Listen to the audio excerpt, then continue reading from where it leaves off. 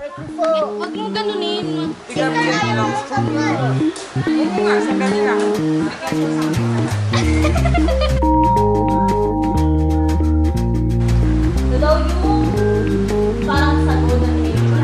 Sun been down for days, a pretty flower in a vase, a slipper by the fireplace, a cello lying in its case.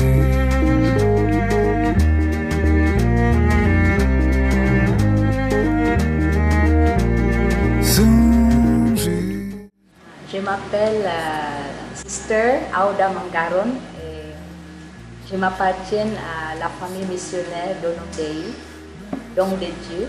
Marie, t'es devenu bambou parce que tu es devenue bénévole de cette ONG. Ça fait quelques mois maintenant que tu travailles pour Enfants du Mékong. Tu as un peu appris à connaître ces enfants.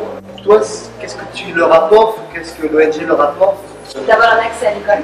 D'accord. Quand ils ont déjà l'accès à l'école, ça leur permet de continuer dans le famille aussi, là où très souvent ils arrêtent. Donc du coup, c'est aussi les éduquer, pas que au niveau scolaire, mais c'est leur donner une ouverture sur le monde, sur ce qui les entoure, éduquer les parents aussi, c'est surtout éduquer les familles. Voilà. La possibilité d'aller à l'école, ça change vraiment. L'avenir est son avenir est vraiment assuré, quoi. Voilà, la chance vraiment d'avoir des bons travails et d'avoir une vie quand même. Donc l'argent du parrainage, il leur sert à quoi à ces enfants? Ça permet de payer les frais scolaires, l'uniforme, donc il faut une paire de chaussures, il faut une robe, il faut un chemisier. Donc ça permet vraiment d'aider l'enfant dans sa globalité à se développer, à avoir un métier. C'est ça. Donc c'est les enfants de Mékong qui assurent tout ça, c'est beaucoup, ça aide beaucoup vraiment la famille de l'enfant, après l'enfant. Parfois c'est vrai qu'on est loin, on est en France, on ne sait pas par l'argent, on ne sait pas comment l'utiliser. Et vraiment moi ce que j'apprécie, ce qui m'impressionne chez DM, c'est toute cette transparence. En fait DM c'est juste un parrain, un responsable local qui reçoit cet argent sur un compte philippin et un bambou, un volontaire qui est là pour en fait vérifier l'utilisation de cet argent. Et donc avec ces parrainages, justement, ça vous permet de choisir des gens, enfin de sélectionner des enfants. Et nous, on recommande les familles pauvres.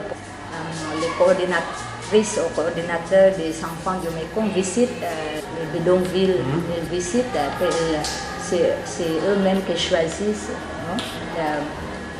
telle famille qui est vraiment le plus besoin. Est-ce que l'ONG leur apporte ce qu'ils n'avaient pas avant? Maintenant, ils vont pouvoir être psychologues, ingénieurs, et ils vont vraiment pouvoir du coup aider la famille, élever le niveau et voilà, envoyer ses petits frères et ses petites sœurs à l'école, puisque du coup, celui qui est diplômé, qui a de l'argent, est en charge après de s'occuper des autres. Ils ont beaucoup de rêves, tous les enfants ont beaucoup de rêves, mais elles leur apportent, je pense, la chance de les réaliser.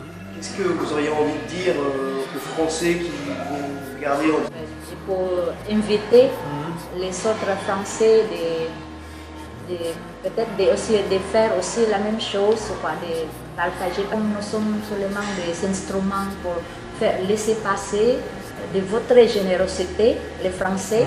Après, donc, avec nos enfants pauvres, donne pas seulement, on donne pas donne comme ça, éduque les enfants.